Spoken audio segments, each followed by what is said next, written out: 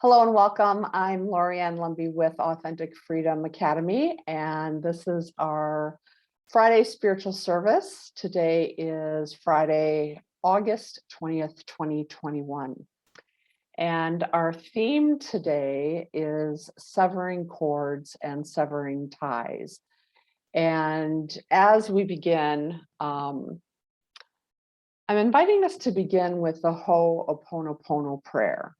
And this is a 4-phrase mantra that I use and share with my clients and students. And the power of this prayer is profound because it really gives us an opportunity to clear up any negative attachments that we might have between ourselves and others. And I use it most especially in situations where guilt or shame are triggered, because that guilt and shame and blame are all things that happen between human beings. And the intention of the Ho Oponopono prayer is to clear that negative attachment. And in clearing it for ourselves, it also helps to facilitate the clearing of that for others. And so before we begin that prayer, I just invite you to close your eyes.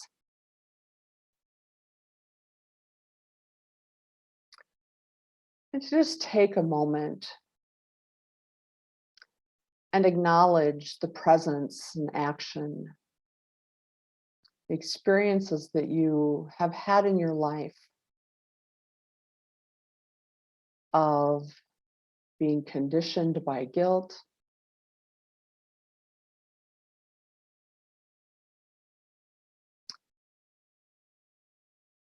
of being the target of blame,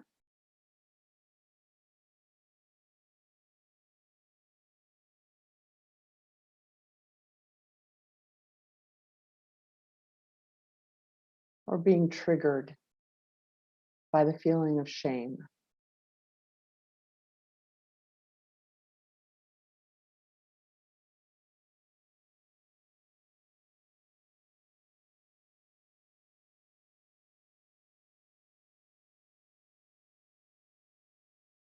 And as we recognize the presence of those negative attachments in our lives, we offer toward ourselves and to the places where we might be holding the energy of those attachments, we say this 4-phrase prayer. I'm sorry. Please forgive me.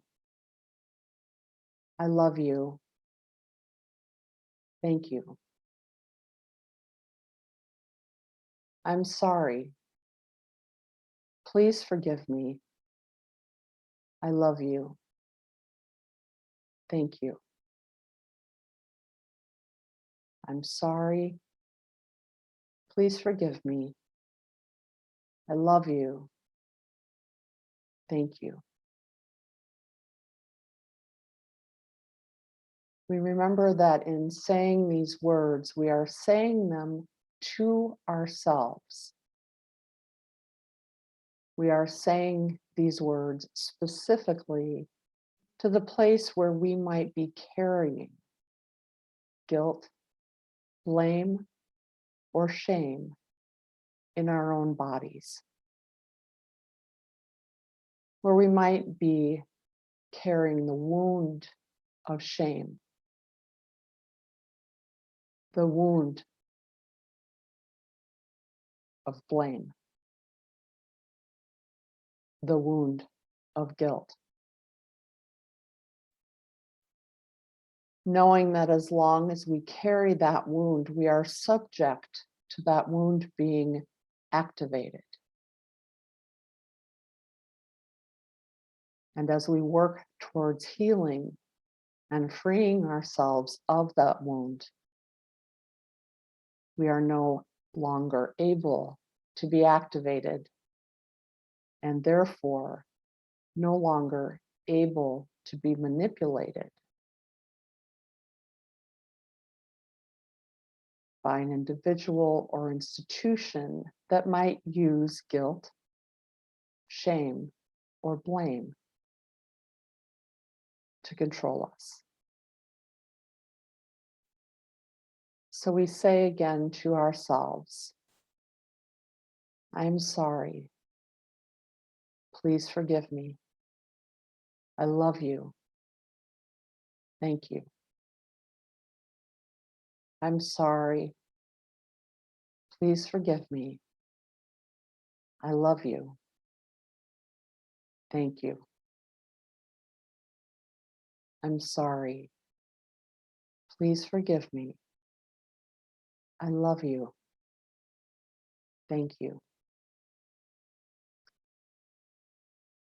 Let us repeat that prayer within our own mind and in our own hearts silently for the next few minutes as we allow that healing to take root.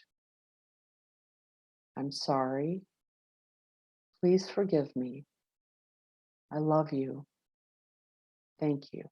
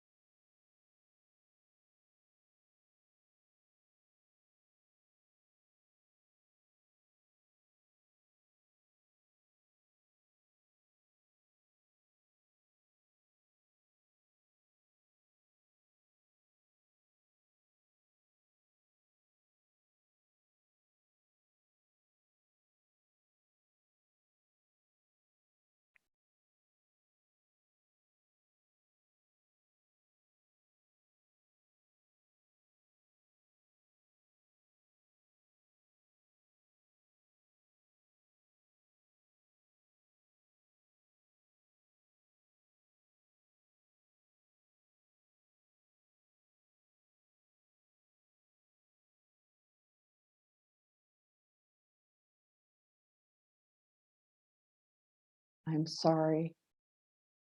Please forgive me. I love you. Thank you.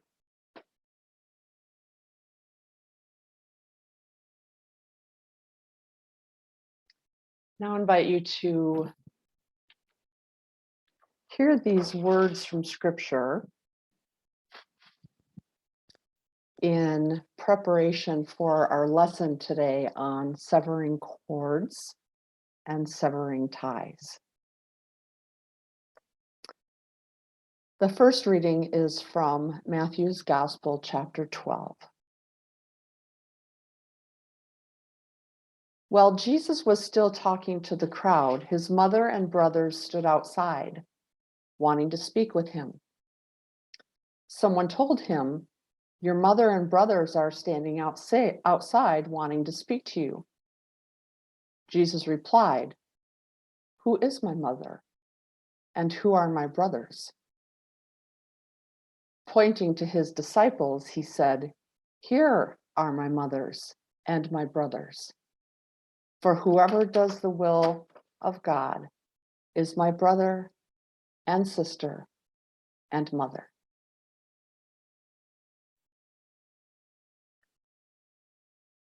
From Luke's Gospel, chapter 14. Many people were traveling with Jesus. He said to them, "If you come to me, but will not leave your family, you cannot be my follower. You must love me more than your father, mother, wife, children, brothers and sisters, even more than your own life. Whoever will not carry the cross that is given to them when they follow me cannot be my follower.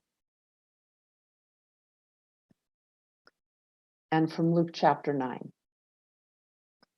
Jesus said to another man, "Follow me." But the man said, "Let me go and bury my father first." But Jesus said to him, Let the dead bury their own dead. You must go and tell about God's kingdom." Another man said, "I will follow you, Lord, but first let me go and say goodbye to my family." Jesus said, "Anyone who begins to plow a field but looks back is not prepared for God's kingdom."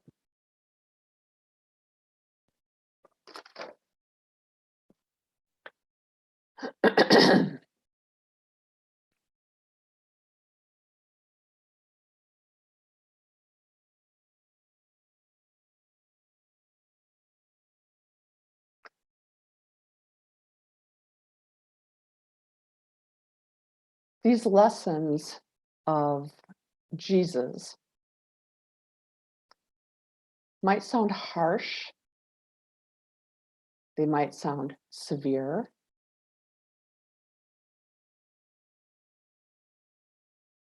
they might seem impossible even.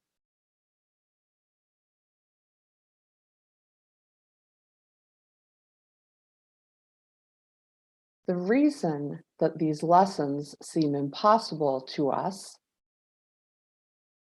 is because what Jesus is speaking against here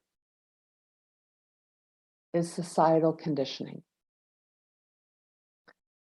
Conditioning that tells us what we should do, how we should act, where our priorities should be. In each of these examples, the societal conditioning that is explicitly being challenged is that of responsibility to family. Responsibilities that have been defined by the prevailing culture. In this case, a hierarchical, patriarchal culture that has laid out specific rules about conduct within and toward one's family.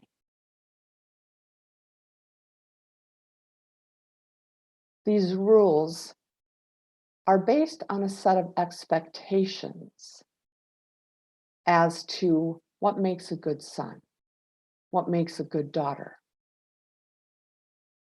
what makes a good husband or wife or mother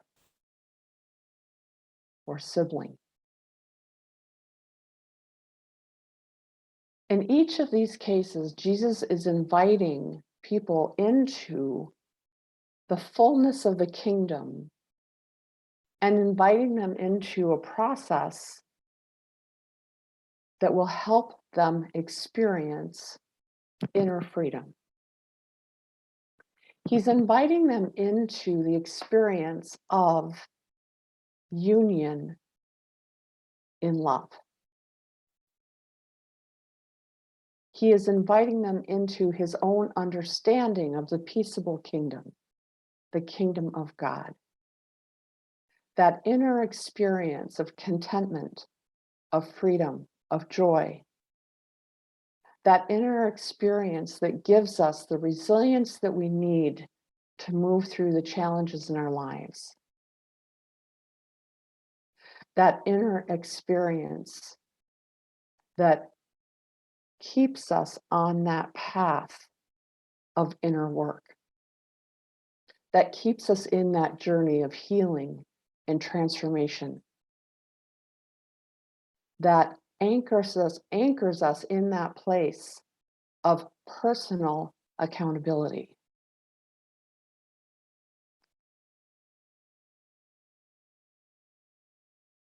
In the kingdom, as Jesus understood it, there is no room for shoulds.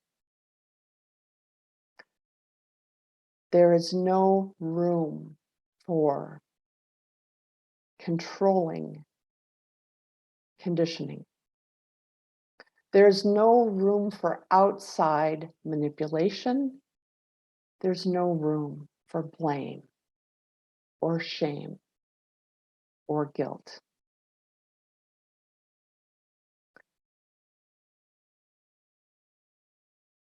In order to experience the kingdom as Jesus knew it himself, and as he taught others to know it, we cannot be attached to or controlled by our past conditioning. If our conditioning says your first duty is to family, but the path of love invites us elsewhere,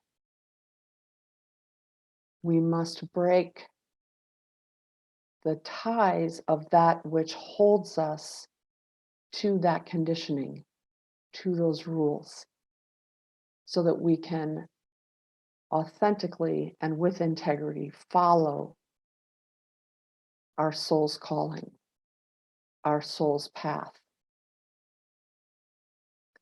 And in that, we often have to do the difficult work of severing ties.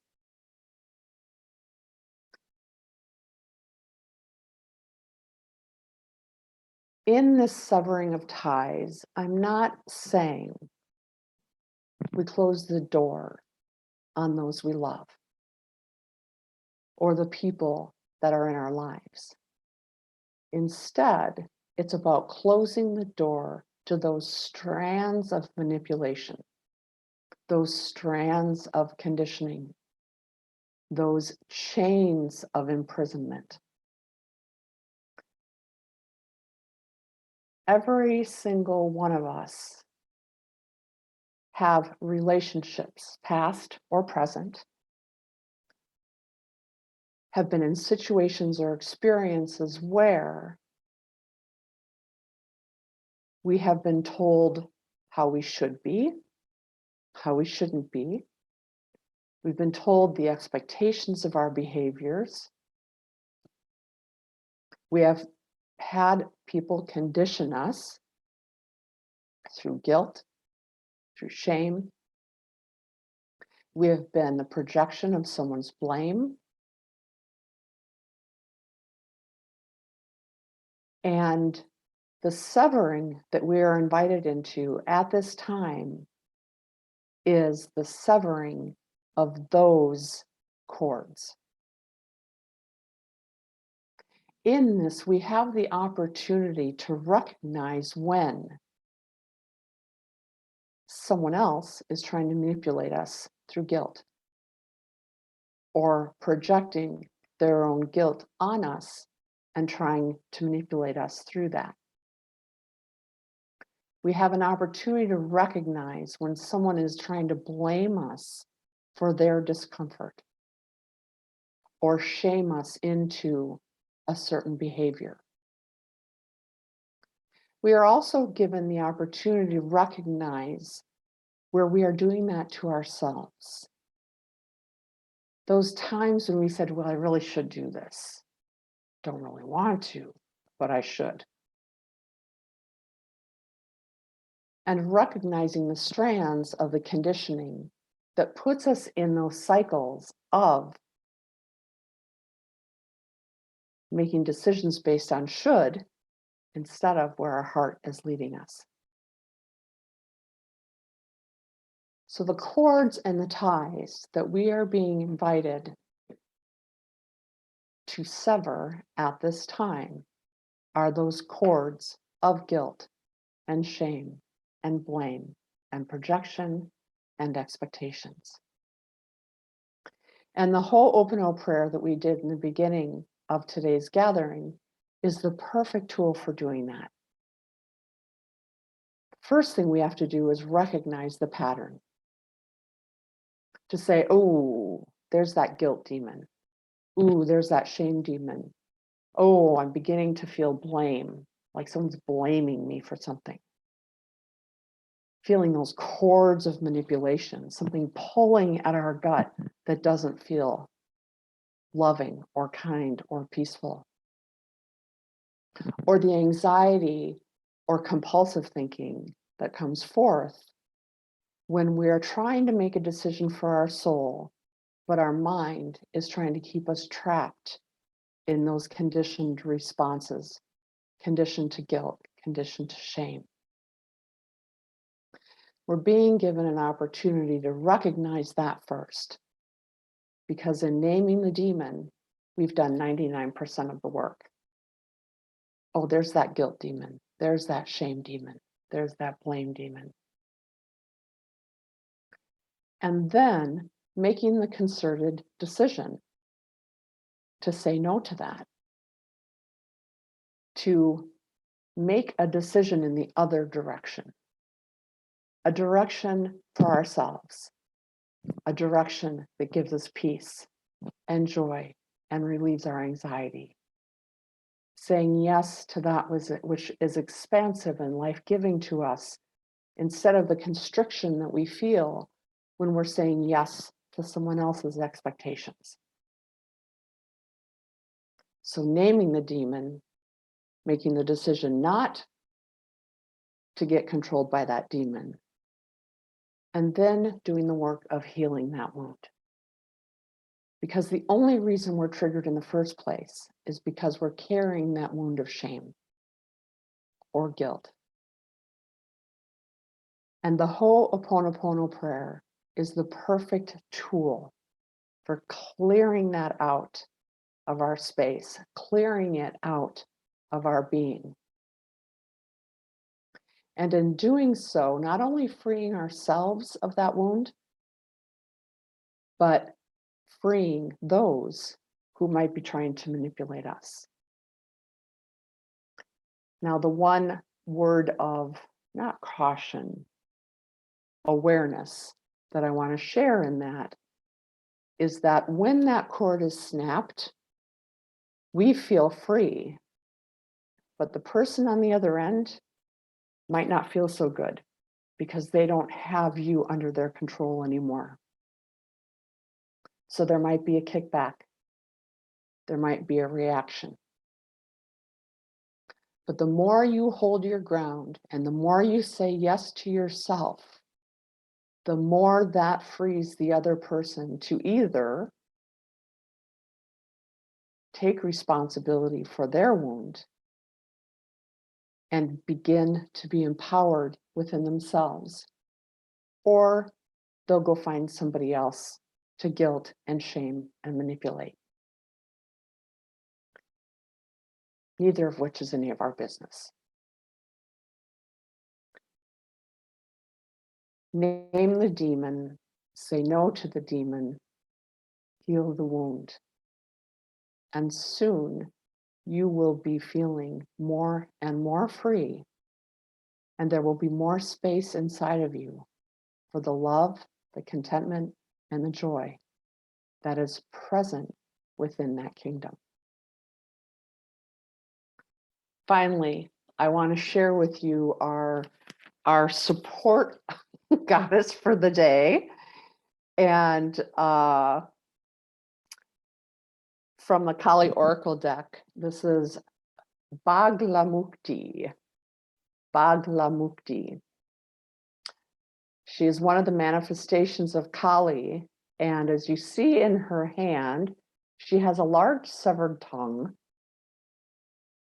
a cord that she freed, that she cut from a demon that was plaguing her.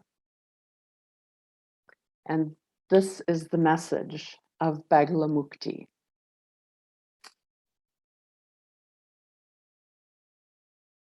Burning golden light of divine protection. Baglamukti arrests the flow of negativity. She is divine intervention and sacred activity. She transforms our karma from that which hinders our joy to that which creates true happiness and bliss for ourselves and all beings. As you seek refuge in her, you are protected from gossip, slander, and any form of negativity from others. A positive turning of the tide of fortune is predicted.